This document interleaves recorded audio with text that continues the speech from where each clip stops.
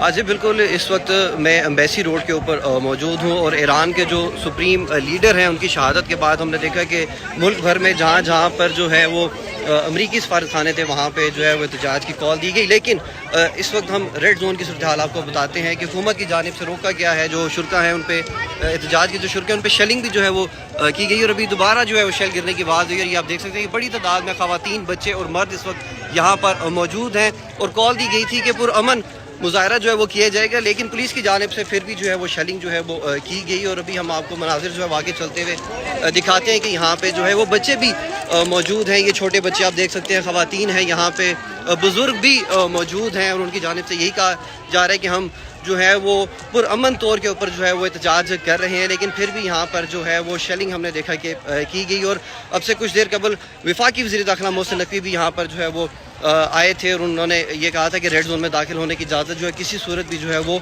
नहीं दी जाएगी।